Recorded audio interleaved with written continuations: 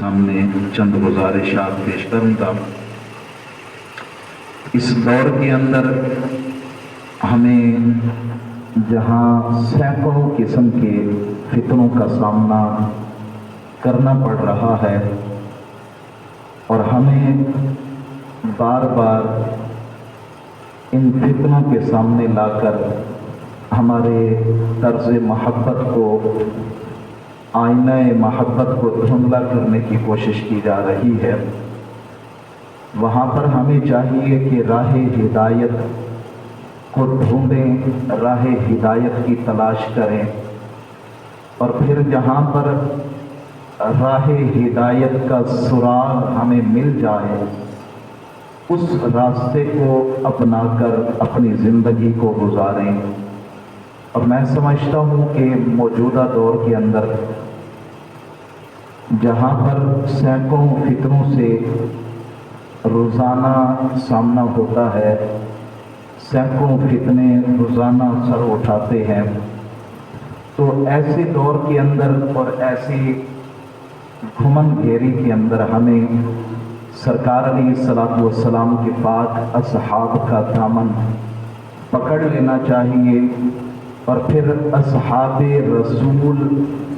سے ہم لوگوں کو یہ سبق لینا چاہیے کہ آپ بتائیں آقا کریم علیہ الصلوۃ والسلام سے محبت کا کیا طریقہ ہے، حضور سے کس انداز میں محبت کریں، کس طریقے سے وفا کریں، کس طریقے پر ہم زندگی جئیں۔ آیا کہ آپ لوگوں نے یعنی کہ اصحاب رسول نے حضور سے کس طرز کی محبت کی؟ کیونکہ آج آئینہ محبت کو دھندلانے کی کوشش کی جا رہی ہے، آئینہ محبت کے اوپر وار کیے جا رہے ہیں کہ یہ محبت رسول سے لبریز یہ جو ان کے سینے ہیں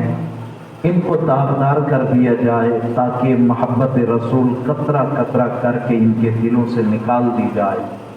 لیکن صحابہ کرام کا دامن پکڑنے والے یہ وہ لوگ ہیں، میرے آقا کریم علیہ السلام نے بڑے حسین انداز میں فرمایا، لوگوں اصحابی کالنجوم، میرے پاک صحابہ نجوم کی مثل ہیں، ستاروں کی مثل ہیں۔ وہ آپ احباب نے دیکھا ہوگا کہ پرانے وقت کے جو بزرگ ہوتے تھے نا، آپ نے اپنے بزرگوں سے سنا ہوگا کہ وہ جب کافروں کی صورت میں چلا کرتے تو کافروں کی صورت میں چلتے ہوئے وہ ہمارے بزرگ ان ستاروں سے شناسی لیا کرتے، ان ستاروں سے راستوں کو ڈھونڈا کرتے، اور پھر ان کی روشنی اور ان کے بتلائے ہوئے راستے کے مطابق وہ چلا کرتے اور راہ راست پر پہنچ جایا کرتے تھے۔ اب میرے آقا کریم علیہ السلام کا انداز دیکھیں، اپنے پاک صحابہ، اپنے پاک یاروں کا جو محبت کا سبق ہمیں دیا۔ میرے آقا کہہ رہے ہیں اصحابی کالنجوم، میرے پاک صحاب اصحاب وہ لوگ ہیں کہ جو ستاروں کی مثل ہیں، بِأَيِّهِمْ اقْتَدَيْتُمْ اهْتَدَيْتُمْ، جس بندے نے ان کا دامن پکڑ لیا، جس نے ان کا راستہ اختیار کر لیا، میرے آقا نے فرمایا اهْتَدَيْتُمْ، وہ کامیاب ہو گیا،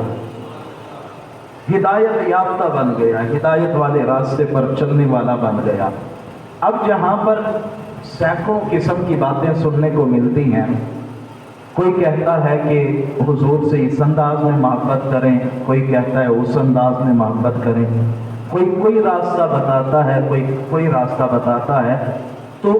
اس دور کے اندر کیوں نہ ہم اصحاب رسول سے ہی پوچھ لیں کہ آپ بتائیں کہ سرکار سے محبت کا، سرکار سے وفا کا، سرکار سے الفت کا راستہ کون سا ہے، اور کس طرز کی ہمیں محبت حضور سے کرنی چاہیے۔ حضور علیہ الصلوۃ والسلام بمائے اصحاب رسول کے چلے گئے ہجرت کر کے مدینۃ الرسول۔ چند ایک صحابہ تھے جو اب بھی مکہ المکرمہ کے اندر رہائش پذیر تھے، وہ کفار کے جو لمحہ بلمحہ حضور کی تلاش میں مارے پھر رہے ہیں، جو حضور علیہ السلام کو تلاش کر کے معاذ اللہ ختم کرنے کی سازش میں مصروف عمل ہیں، وہ لوگ کہ جو آقا کریم علیہ السلام کی جان کے دشمن بنے پھرتے نظر آ رہے ہیں، جب ان لوگوں نے سرکار دو عالم صلی اللہ تعالی علیہ وسلم کو نہ پایا، اب ان کا غصہ، ان کا آتش غیظ و غضب جو ہے وہ تو عروج پر تھا۔ اب وہ متلاشی ہے کہ کہیں سے تو مصطفیٰ کریم علیہ السلام کا کوئی سراغ ملے، کوئی راستہ ملے۔ آپ اس بات سے اندازہ لگائیں کہ وہ حضور کی جان کے کتنے بڑے دشمن تھے کہ دار الندوہ کے اندر یہ سارے کے سارے ظالم مل بیٹھے، اکٹھے ہو گئے کہ مصطفیٰ کریم علیہ السلام کو کیسے ختم کیا جائے، کیسے ان سے جان چھڑوائی جائے۔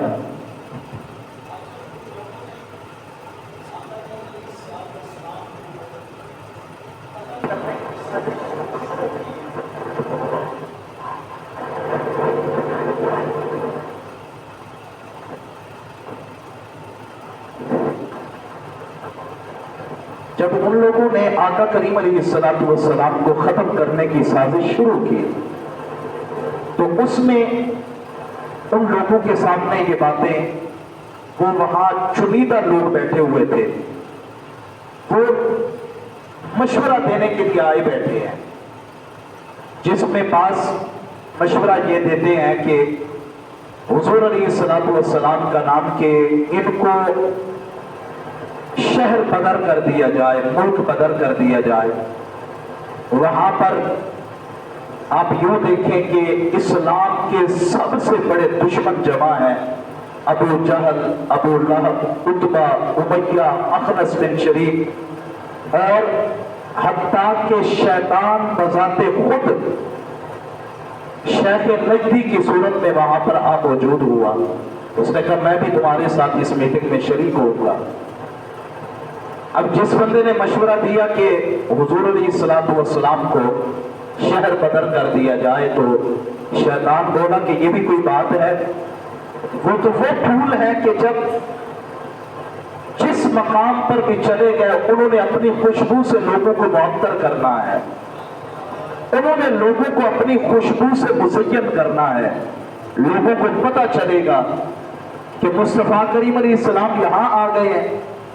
تو لوگ ان سے خوشبو لینا شروع کر دیں گے، پھر یہ ہوگا کہ آج یہاں پر ہے،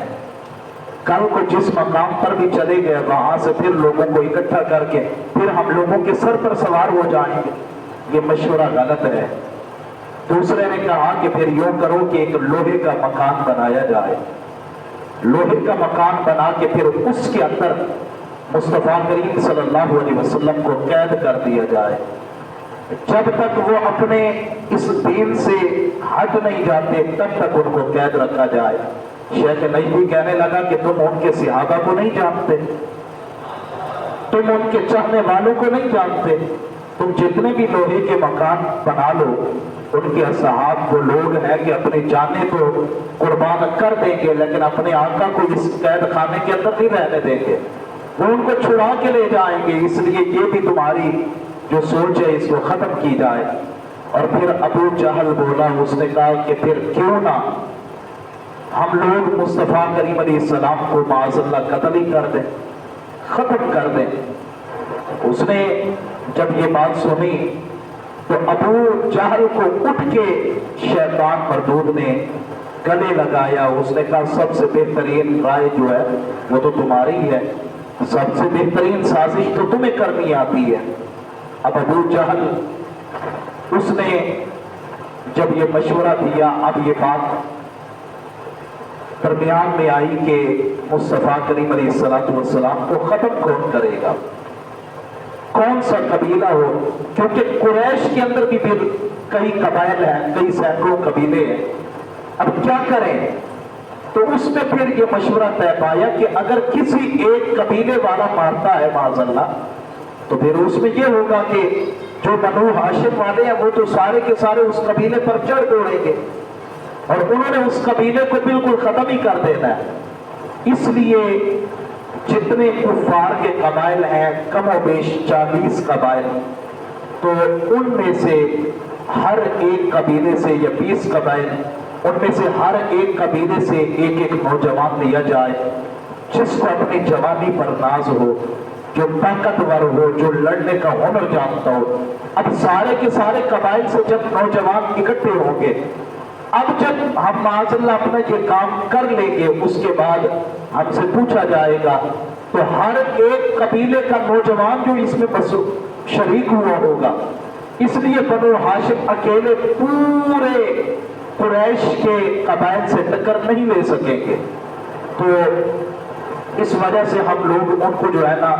किसास दे देंगे, पैसों की सूरत में फिदिया दे देंगे और फिर अपनी जान छुड़ा देंगे। बस ये बात तय हुई, आका करीम अलैहिस्सलातु वस्सलाम को माज़अल्लाह को मारने के लिए आगे आए। हुजूर अलैहिस्सलाम अल्लाह के हुक्म पर वहां से तशरीफ ले गए हजरत अबू बकर के साथ। अब उन लोगों ने ऐलान किया कि कोई हो जो मुस्तफा करीम अलैहिस्सलाम को ढूंढ के लाए, तो हम जो है ना उसको 100 अरबी नस्ल के ऊंट देंगे। इतना हुजूर की जान के वो दुश्मन बने हुए हैं। 100 ऊंट अरबी नस्ल के वो हम मुस्तफा करीम अलैहिस्सलाम को देंगे। अब ये लोग निकले आका करीम अलैहिस्सलाम को तलाश करने के लिए। जब हुजूर ना मिले, हुजूर अलैहिस्सलाम का सुराग ना मिला, अब वो तलाश में है कि कोई चलो अगर मुस्तफा नहीं मिले, हमारी ये आतिशे गैज़ो गज़ब जो है, ये जो उरूज पर है, भड़क रही है, इसको चंद एक छींटे ही मुयस्सर आ जाए पानी की, वो इस सूरत में कि मुस्तफा करीम का कोई चाहने वाला ही हमें मिल जाए, हम ताकि उससे दुश्मनी का बदला ले लें और उसको मार के अपनी इस आग को थोड़ा सा ठंडा कर लें। अब तलाश करते करते हुजूर तो वहां से चले गए थे। एक सहाबी थे जिनका नाम था हजरत ज़ैद बिन तस्ना रज़ियल्लाहु ताला अन्हु। ये सहाबी अभी मक्कतुल मुकर्रमा के अंदर मौजूद थे। कुफार मक्का ने उनको पकड़ लिया और पकड़ के कैद कर दिया। कैद करने के बाद अब उन लोगों ने आपस में ये तय किया कि हमारा ये जो गुस्सा है, ये ऐसे तो खत्म नहीं होगा कि चंद एक कोड़े मारे जाएं या उनको मामूली सजा दी जाए। इसलिए यूं करते हैं कि ज़ैद बिन दसना को सूली पर लटकाते हैं। हजरत ज़ैद बिन दसना रज़ियल्लाहु ताला अन्हु को, अब जरा सोचें, सारे के सारे काफिर खड़े हैं, ज़ैद बिन दसना को सूली पर लटका दिया गया और ऐसे आलम के अंदर जितने के जितने दुश्मन हैं, मर्द हैं, औरतें हैं, बूढ़े हैं, बच्चे हैं, उनकी घूरती हुई आंखें हजरत ज़ैद बिन दसना के चेहरे पर मरकूज है। वो सारे के सारे अपना गुस्सा जो हुजूर अलैहिस्सलातु वस्सलाम की वजह से था, वो इन पर निकालना चाहते हैं। अब वो अबू सुफियान के जिसने अभी कलमा नहीं पढ़ा, जो अभी रज़ियल्लाहु ताला अन्हु के मकाम पर फैज नहीं हुआ था, बाद में इन्होंने कलमा पढ़ लिया, तो इसलिए हम इनका नाम भी जो है वो मोहब्बत से लेंगे और इनकी बात करेंगे तो वो भी मोहब्बत से करेंगे। क्योंकि जब बंदा दायरा इस्लाम में दाखिल होता है तो इस्लाम उसका बैकग्राउंड चेक नहीं करता। और यार बोल भी देना, इस्लाम ये नहीं देखता कि ये पीछे कितना बड़ा दुश्मन था इस्लाम का। इस्लाम कहता है बस हमारा ये दामन वसी है, जो भी आ जाए इसके अंदर पनाह ले ले, फिर चाहे वो पीछे जितनी दुश्मनियां करता रहा, वो चाहे पीछे उसने जो कुछ भी किया। अब देखें, ये अबू सुफियान जो है, ये हजरत हिंदा से बड़े तो हुजूर अलैहिस्सलाम के दुश्मन न थे। वो हिंदा के जिसने हुजूर के चचा के कलेजे को चुबाया, वो हिंदा के जिसने हजरत अमीर हमजा रज़ियल्लाहु ताला अन्हु के कान, आपका नाक, आपकी जुबान और इन चीजों का काट के फिर हार बना के गले के अंदर डाला था। और हुजूर को इतनी अज़ियत हुई थी कि सहाबा कहते हैं कि हमने मुस्तफा करीम अलैहिस्सलातु वस्सलाम को कभी इस अंदाज में रोते हुए नहीं देखा कि जिस अंदाज में अमीर हमजा के चेहरे को देखकर और आपकी लाश मुबारका के मुसला को देखकर हुजूर अलैहिस्सलाम को हमने रोते हुए देखा था। हुजूर ने उनको भी मुआफ किया। یہ ہم لوگ کون ہے بھائی جب شارع شریعت معاف کرنے پر تیار ہے؟ حضور نے یہ اعلان نہیں کر دیا تھا کہ جو بھی اسلام کے دائرہ کے اندر داخل ہو جائے گا مصطفیٰ کریم نے ان کو معاف کر دیا، اور وہ مصطفیٰ کریم کے در کے دشمن تھے، حضور نے جب ان کو معاف کر دیا تو پھر آپ اور میں کون ہوتے ہیں سوال کرنے والے؟ آج بھی کچھ بدبخت ایسے ہیں جو اپنی دشمنی اور اپنے جو اندر کی انائیں ہیں وہ صحابہ کرام رضوان اللہ تعالی علیہم اجمعین پر بکواسات کر کے ان کو ختم کرنے کی کوشش کرتے ہیں۔ کوئی معاذ اللہ حضرت ابو سفیان کو بکواسات کرتا ہوا نظر آتا ہے، اور وہ بھی منبر رسول پر بیٹھ کر، کوئی حضرت ہندا پر زبان درازی کرتا ہوا نظر آتا ہے۔ اور بھائی آپ اور میں کون ہے جب خود کائنات کے والی نے ان کو معاف کر دیا، جب حضور نے معافی کا اعلان کر دیا، اب حضور نے ان کو سینے سے لگایا۔ اب وہ پہلے والے اسلام کے دشمن نہیں بلکہ اسلام کے دائرہ کار کے اندر جتنی قومیں جمع ہوئی ان قوموں کے اندر سب سے بڑی قوم جس قوم کو اصحاب رسول کہا جاتا ہے یہ اس کے لوگ ہیں اور اس کے افراد ہیں، اور یہ وہ قوم ہے جن کے بارے میں رب نے قرآن کے اندر فرما دیا رضی اللہ عنہم ورضوا عنہ، میں اللہ ان سے راضی ہوں اور یہ میں اللہ سے راضی ہے۔ تو جب اللہ نے اعلان ہی کر دیا، اب میں بات کر رہا تھا حضرت ابو سفیان کی جو ابھی نہ حضرت بنے تھے نہ رضی اللہ عنہ بنے تھے، ابھی وہ کلمہ نہیں پڑھنے والے تھے، ابھی وہ دشمن مصطفیٰ ہے۔ سارا کا سارا ایک میدان کے اندر سولی لگی ہوئی ہے، وہاں سارے کافر جمع ہیں، مرد ہیں، عورتیں ہیں، بوڑھے ہیں، بچے ہیں، ہر ایک نے اپنے اپنے ہاتھ میں اسلحہ پکڑا ہوا ہے کہ مجھے جیسے بھی موقع ملے گا میں مصطفیٰ کریم کی دشمنی، مصطفیٰ کریم کا بدلہ حضرت زید بن دسنہ سے لوں گا۔ حضرت زید بن دسنہ کے ہاتھ باندھ دیے گئے، اب کے پیر مبارک وہ بھی سولی پر چمڑے سے باندھ دیے گئے۔ اب بس انتظار ہے کہ تیروں کی بارش کی جائے اور ان کو ختم کر دیا جائے۔ ابو سفیان آگے بڑھا، اس نے سارے مجمع کو مخاطب کر کے کہا، اس نے کہا دیکھو یہ وہ لوگ ہیں جو اپنے آقا سے جان سے بڑھ کر بھی محبت کرنے والے ہیں۔ اب دیکھو وہ آگے بڑھا، ابو سفیان نے حضرت زید بن دسنہ سے سوال کیا، اس نے کہا کہ اے زید ذرا یہ بتا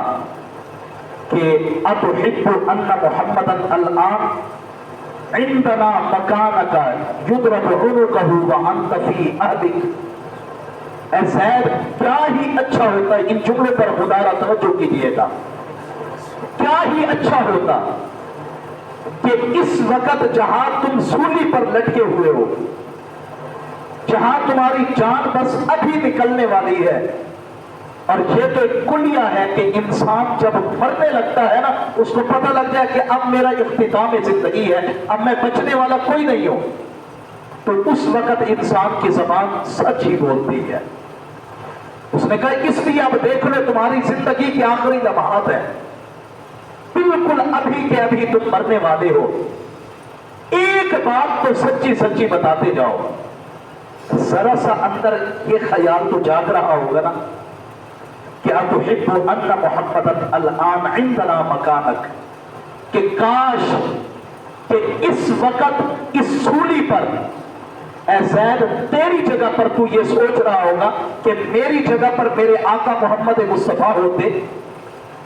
اور وَأَنْتَ فِي أَهْلِكَ، اور تو اپنے گھر میں سکون سے بیٹھا ہوا ہوتا۔ کیا دل کے اندر یہ خواہش جنم نہیں لے رہی؟ حضرت زید بن دسنہ نے جب سنا، آپ نے فرمایا اللہ کے بندے تو کیا بات کرتا ہے کہ میرے من میں یہ خیال جاگ رہا ہوگا کہ میں اپنے گھر میں سکون سے بیٹھوں اور میرے آقا معاذ اللہ یہاں سولی پر موجود ہوتے۔ اب زید بن دسنہ ہزاروں کا مجمع ہے کفار کا، ساروں کی آنکھیں کھول رہی ہیں حضرت زید بن دسنہ کو، اور یہ سارے کے سارے دشمن بن کے کھڑے ہیں۔ اور سچائی جو ہے نا وہ تب سب سے زیادہ مزہ دیتی ہے کہ جب دشمنوں کے سامنے بیان کی جائے. یہ وہ اصحاب رسول ہیں جن کے بارے میں کہا گیا کہ صداقت کو بیان کرنے سے مومن رک نہیں سکتا کہ سر کٹ تو سکتا ہے مگر جھک نہیں سکتا. حضرت زید بن دسنہ نے فرمایا سن ابو سفیان اور ابو سفیان کے چاہنے والوں، تم تو یہ کہتے ہو کہ میں یہ چاہوں گا کہ میرے آقا کریم علیہ الصلوۃ والسلام اس وقت یہاں معاذ اللہ سولی پر لٹکے ہوتے اور میں گھر میں سکون سے بیٹھا ہوتا. اس نے کہا یہ تمہاری چھوٹی سوچ ہے، سنو ہماری چاہت کیا ہے، ہماری محبت حضور سے کیا ہے. وہ محبت یہ ہے، ہم یہ چاہتے ہیں کاش کہ ہم سب کے سب جتنے ہیں ہماری جانوں کے ٹکڑے ٹکڑے ہو جائیں لیکن ہمارے آقا کے پیر کے اندر ایک کانٹا بھی نہ چبھ سکے. یعنی اس طرح نہیں، ذرا اونچی آواز سے بولے سارے آباد، ہمارے آقا کے قدموں میں کانٹا بھی چبھ جائے اور اس کے بدلے میں ہماری جانوں کے ٹکڑے ٹکڑے ہو جائیں، ہمارا جسم ریزہ ریزہ ہو جائے، ہم وہ تو گوارا کر لیں گے لیکن اپنے آقا کے قدم مبارک کے اندر یہ کانٹے کا چبھنا یہ بھی ہم گوارا نہیں کر سکتے. اور کہاں تم کہہ رہے ہو کہ میں یہ چاہوں گا کہ میرے آقا یہاں سولی پر ہوتے. جب ابو سفیان نے سنا، اب ابو سفیان بھی جھوم اٹھا، ابو سفیان بھی جھوم اٹھا، اگرچہ اس نے ابھی کلمہ نہیں پڑھا تھا لیکن وہ بھی جھوم اٹھا. کہتے واللہ ما رأیت، خدا کی قسم آج تک ایسا بندہ میں نے دیکھا ہی کوئی نہیں ہے، ایسی چاہت رکھنے والے. ما یعصم اصحابہ ما یعصم اصحاب محمد محمد، خدا کی قسم اس طرح محبت کی جاتی ہے.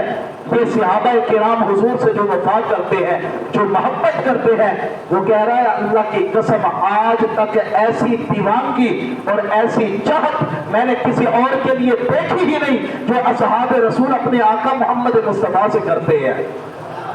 کہ یہ سولی پر لٹکا ہے اور سولی پر لٹک کر بھی اگر شان بیان کی جا رہی ہے تو کونین کے وادی کی بیان کی جا رہی ہے. اس نے کہا آج تک ایسے دیوانے میں نے کوئی نہیں دیکھے. اب دیکھیں صحابہ کرام رضوان اللہ تعالی علیہم اجمعین آقا کریم علیہ الصلوۃ والسلام سے یہ وفا کر کے بتا رہے ہیں کہ ہم اپنے آقا کو کتنا چاہتے ہیں، ہم اپنے آقا سے کتنی وفا کرتے ہیں. اور کیونکہ ٹائم بالکل اختتام پذیر ہے اس لیے ایک اور بات عرض کرتا ہوں. جب آقا کریم علیہ الصلوۃ والسلام اپنی حیات طیبہ کے آخری سال میں تھے، اس سے قبل جب حضور تشریف لائے اصحاب رسول کے ساتھ، یعنی کہ یہ فتح مکہ سے 1 سال قبل کی بات ہے، حضور تشریف لائے اصحاب رسول کے ساتھ کہ میں جو ہے نا عمرہ کرنے جاتا ہوں اور اپنے آبائی گھر اپنے آبائی علاقے سے ہو کے آؤں. آقا کریم علیہ الصلوۃ والسلام اصحاب رسول کے ساتھ آئے. اب جب حضور آئے تو ایک مقام تھا حدیبیہ کا، اس مقام پر حضور بھی رک گئے، حضور کے صحابہ بھی رک گئے. میں اب اس موضوع کو طوالت کی طرف لے کے نہیں جانا چاہتا، میں بس اس کو یوں سمجھے کہ سمندر کو کوزے میں بند کرنے والی بات ہے، میں وہ کر رہا ہوں. کفار نے اپنا ایک جو ہے نا گروہ بنا کے، چند لوگوں کی کمیٹی بنا کے ان لوگوں نے حضور کی طرف روانہ کیا کہ اس سال ہم آپ کو عمرہ نہیں کرنے دیں گے، آپ ابھی لوٹ جائیں پھر نیکسٹ آپ آئیے گا پھر ہم آپ کو عمرہ بھی کرنے دیں گے جیسے آپ کا دل چاہے گا، اس سال ہم آپ کو عمرہ کوئی نہیں کرنے دینے والے. اب آقا کریم علیہ الصلوۃ والسلام بھی بیٹھے ہیں، صحابہ بھی بیٹھے ہیں. وہاں پر ان صلح حدیبیہ کے موقع پر جو کمیٹی آئی اس کا سربراہ جو تھا نا، اس کا نام تھا عبداللہ ابن مسعود ثقفی. وہ اس کمیٹی کا سربراہ تھا، وہ بھی آیا ساتھ. اب کیونکہ وہ کافر تھے، یہ عبداللہ ابن مسعود ثقفی جو ہے اس کے بارے میں بھی میں نے پڑھا کہ اس نے بھی بعد میں اسلام قبول کر لیا تھا، کیونکہ اس وقت یہ ابھی کافر تھے، کلمہ نہیں پڑھا تھا، اس لیے محفل مصطفیٰ میں بیٹھنے کے آداب کا کوئی پتہ نہیں تھا. اب یہ بیٹھے ہیں حضور کے پاس اور گھٹنے سے گھٹنا ملایا ہوا ہے اور اونچی آواز میں بات کرتے ہیں. حضور کے پیچھے نا 2 صحابہ کھڑے تھے ہاتھوں میں نیزے لے کے. ایک صحابی کا نام تھا حضرت مغیرہ بن شعبہ رضی اللہ تعالی عنہ، ان کے ہاتھ میں نیزہ ہے. اچھا عبداللہ ابن مسعود ثقفی نے نا جب بات شروع کی تو उसने ऐसे अपना, क्योंकि वो अभी जहालत के जमाने में थे, उनको पता नहीं था बारगाह मुस्तफा के आदाब क्या है, तो वो जब बात करते तो हाथ ऐसे आगे आगे बढ़ा के ना हुजूर की दाढ़ी मुबारक से उसका हाथ टच करता। तो पीछे जो मुगीरा बिन शोबा खड़े थे ना, उन्होंने उसके हाथ पे वो नेज़े की अन्नी मारी और कहा, बदबख्ता तुझे नहीं पता तू बारगाह मुस्तफा में बैठा है, तू हुजूर की बारगाह में बैठा है और तेरे हाथ इतना खुले हुए हैं कि तू हमारे आका के मुंह मुबारक के करीब ले जाता है। उसने चेहरा उठाया, उसने कहा ये कौन है, इसका जो चेहरा है मुझे पहचाना पहचाना लगता है। मुगीरा बिन शोबा ने कहा, पहचान जरा, अगर तुझे पहचान नहीं हो रही तो मैं बता दूं, मैं तेरे फलाने भाई का सगा बेटा हूं। जरा ऊंची आवाज से यार, मैं तेरा भतीजा हूं, वो भतीजा के बचपन के अंदर मेरे वालिद का विसाल हो गया और फिर उसके बाद मेरी परवरिश तूने की, मुझे खिलाया तूने, मुझे पिलाया तूने, मुझे कपड़े तूने दिए, मुझे पहनाया तूने, मेरे साथ तूने बड़ा हुस्न सलूक किया, मोहब्बत वाला सलूक किया। तो वो फिर अब्दुल्ला इब्न मसूद सख्फी कहने लगा, अच्छा फिर मेरे एहसानों का बदला यही है कि तू यहां पर मेरे हाथ बढ़ाने पर मेरे हाथ के ऊपर नेज़े की अनियां मार रहा है। तो हजरत मुगीरा बिन शोबा ने पता क्या जवाब दिया, आपने फरमाया कि यहां पर न तू मेरा चाचा है न मैं तेरा भतीजा हूं, इस बारगाह में तू भी गुलाम मुस्तफा, मैं भी गुलाम मुस्तफा, मैं भी हुजूर का गुलाम हूं। यहां न तू मेरा चाचा न किसी और का एहतराम, इस बारगाह में अगर एहतराम किया जाएगा तो सिर्फ ज़ात मुस्तफा का एहतराम किया जाएगा। हाँ, बाहर निकल, मैं तेरे कदम भी चूमूंगा, मैं तेरे हाथ भी चूमूंगा, तेरे एहसानों का बदला भी जिस तरह हुआ उतारूंगा, लेकिन जब हुजूर की बारगाह में बैठे तो फिर अदब से बैठना, नहीं तो मैं इससे भी ज्यादा बुरा सलूक कर सकता हूं तेरे साथ। अगर वक्त आन पड़ा तो मुगीरा बिन शोबा कहने लगे कि मैं तेरी गर्दन भी तुमसे जुदा करना जानता हूं, क्योंकि ये बारगाह मुस्तफा है। अब जब अब्दुल्ला इब्न मसूद सख्फी ने यहाँ पर और कई वाक़ियात पेश आए, हजरत अबू बकर सिद्दीक ने इसको ललकारा और आपने बड़े अजब अंदाज में बड़ी अजब बात करके, मैं उस तरफ नहीं जाना चाहता। अब ये अब्दुल्ला इब्न मसूद सख्फी ने ये सारे मामला तय करवाए, आपस में मिल बैठ के इस कमेटी ने, हुजूर अलैहिस्सलाम ने और इन कुफार की कमेटी ने बैठ के ना आपस में मीटिंग की, जो मुआहदा बना, अब ये वापिस आया लौट के मक्का की तरफ। हुजूर अलैहिस्सलाम और असहाब रसूल वापिस पलटे, यहां से आप कहते रहे, हुजूर हमें हुक्म तो दें, इन लोगों की जुर्रत है कि हमें उम्रा न करने दें, लेकिन हुजूर ने फरमाया नहीं। वो कहते हैं ना कि सब्र का फल मीठा होता है, और अगर मैं यूं अर्ज करूं, मेरी सराकी में कहते हैं कि सब्र जिन्हां दे पल्ले होते, रब खुद उन्हां दे रल्ले होते, सब्र जिन्हां दे पल्ले होते, रब खुद उन्हां दे रल्ले होते, और रब खुद जिन्हां दे रल्ले होते, ज़माना जुतियां दे पल्ले होते। हुजूर ने फरमाया अभी चले, फिर देखना है कि सब्र का बदला अल्लाह कैसे अता करता है। और फिर 1 साल के अरसे के अंदर मक्का को फतह किया इन्हीं लोगों ने। बहरहाल मेरा कोई मौजूद सुखद नहीं। अब ये अब्दुल्ला इब्न मसूद सख्फी आया मक्का के अंदर, सारे के सारे कुरैश मक्का, उस वक़्त के सरदार, उस वक़्त के लोग वहां पर जमा हैं, इस इंतजार में कि वो आए, हम उससे पूछें कि मुआहदा क्या हुआ, आया कि तुम्हारा मुआहदा कामयाब हो सका या ना हो सका। इन लोगों ने जब देखा अब्दुल्ला इब्न मसूद सख्फी को तो सारे के सारे जमा हो गए। अब्दुल्ला इब्न मसूद सख्फी को बिठाया एक ऊंची मसनद पर, ऊंचे पत्थर पर, और पूछा बता जरा मुआहदे का क्या बना। अब शान बयान करे कोई अपना तो ये कोई बड़ी बात नहीं होती कि यार है तो अपना ना, ये अपना हो के अगर बयान कर रहे हैं तो इसका मफाद है ये आपस में कुछ लगते हैं, लेकिन मजा तो तब है कि हो दुश्मन और फिर शान बयान करे। अब्दुल्ला इब्न मसूद सख्फी ने कहा आओ मैं तुम्हें बताऊं कि शान मुस्तफा क्या है। वो काफिर कहने लगे ना ना हमने नहीं सुनना, हमें ये बता कि मुआहदे का क्या बना। अब्दुल्ला इब्न मसूद कहने लगा कि जब तक तुम मेरी बात पूरी नहीं होने दोगे मैंने तुम्हें मुआहदे के बारे में भी कोई नहीं बताना, पहले सुनो। तुम आए बैठे हो मुस्तफा से लड़ने के लिए, अकल के अंदर जरा होश के नाखुन लो, तुम्हें क्या खबर कि मुस्तफा को अल्लाह ने क्या मकाम दिया है। अब देखें, काफिर होकर हुजूर की शान बयान करते हैं और फिर काफिर होकर उसने कसम उठाई। उसने कहा वल्लाही, मुझे अल्लाह की कसम है, मैं बड़े बड़े बादशाहों के दरबार में गया, मैं कभी नजाशी के दरबार में, कभी हबशा के दरबार में और कभी कैसर के दरबार में, किसरा के दरबार में, वल्लाही मुझे अल्लाह की कसम है, मैं जहां जहां गया मैंने उस वक्त के कैसर और किसरा के दरबारों के अंदर भी बादशाहों का वो अदब और वो इज्जत नहीं देखी जो मैंने दरबार मुस्तफा में सहाबा के दिलों के अंदर मोहम्मद मुस्तफा की मोहब्बत को मैंने देखा है। वो सारे के सारे कहने लगे कि अल्लाह के बंदे तुमने क्या देखा। अब उनका शौक भी बढ़ा, उनका शौक भी बढ़ा, परवान चढ़ा। उन्होंने कहा तू हमें बता, तूने ऐसा क्या देखा। अब ये मेरे आखिरी जुमले हैं, खुदा रा दिल की तख्ती पे नोट करें। अब ये एक काफिर होकर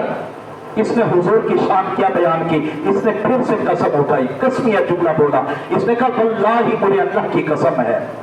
इन तनख्खमा नुखामतन इल्ला वक़अत फी कफ्फी रजुलिन मिनहुम फतालका बिहा वजहहु व जिल्दहु। उसने कहा खुदा की कसम मैंने देखा, बाकी बातें साइड पे करो, अगर मुस्तफा करीम अलैहिस्सलाम अपने मुंह मुबारक से ना,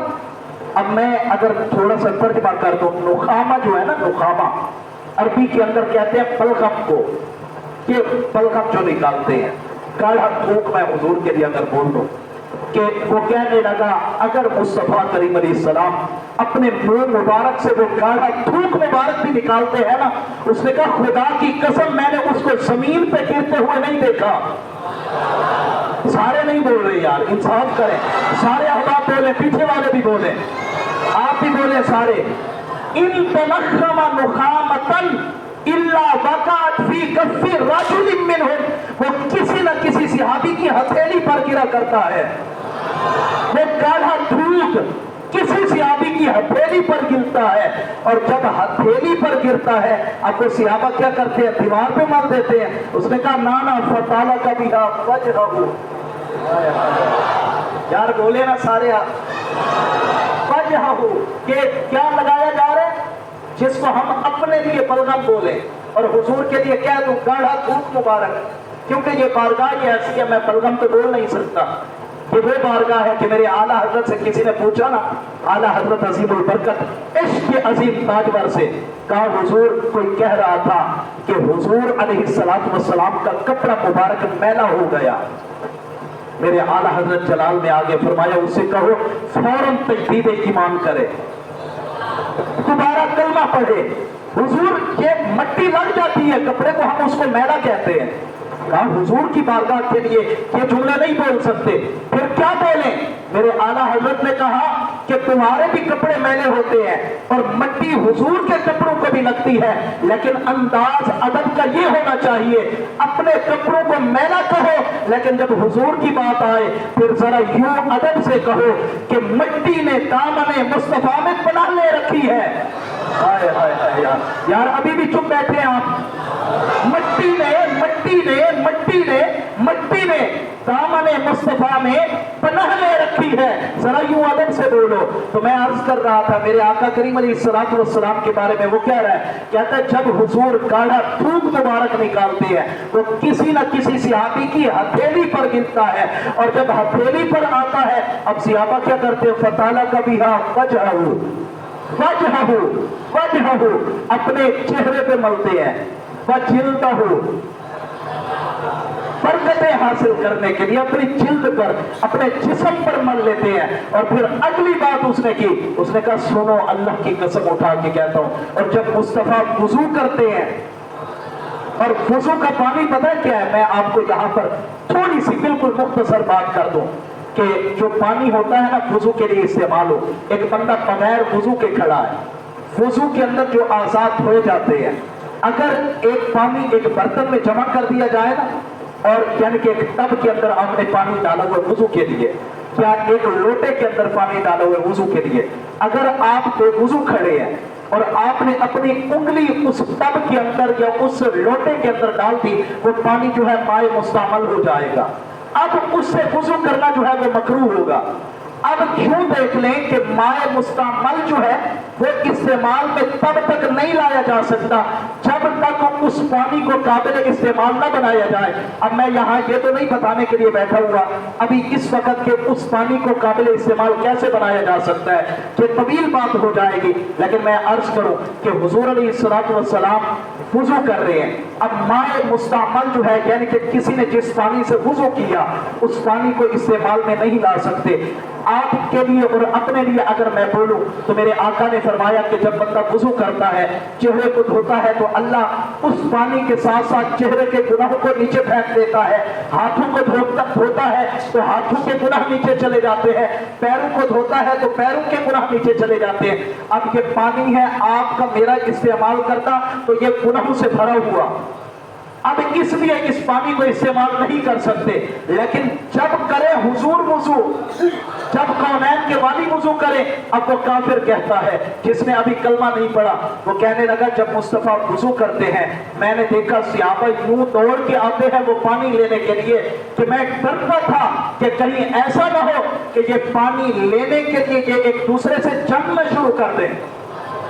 या भी किताब में शुरू करते, एक दूसरे से लड़ पड़ते थे, कुथम कुथा हो जाते थे। हर सियाबी कहता था कि ये पानी मुझे मिल जाए, ये पानी मुझे मिल जाए, ये मुझे मिल जाए, ताकि मैं इसको अपने लिए आबे शिफा के तौर पर इस्तेमाल कर सकूं। मैंने कहा सियाबा इस सद्दात में मोहब्बत करें और हम अभी भी सोचो विचार में रहे कि हुजूर से मोहब्बत करनी है तो कैसे करनी है। और भाई हुजूर की जब बात आ जाए तो फिर मेरे वो बुजुर्ग अमीरुल मुजाहिदीन अल्लामा खादिम हुसैन रिजवी साहब रहमतुल्लाह अलैह आप फरमाया करते थे कि जब सरकार से वफा करो, सरकार से मोहब्बत करो तो फिर अन्य वाह हुजूर से मोहब्बत करो, ऐसी मोहब्बत करो कि फिर पता चले कि ये हुजूर के दीवाने हैं। अल्लाह आप सब की मेरी हाजिरी अपनी बारगाह अक़दस में कबूल और मंजूर फरमाए। आमीन सुम्मा आमीन व आखिर दावाना अनिल हम्दुलिल्लाह।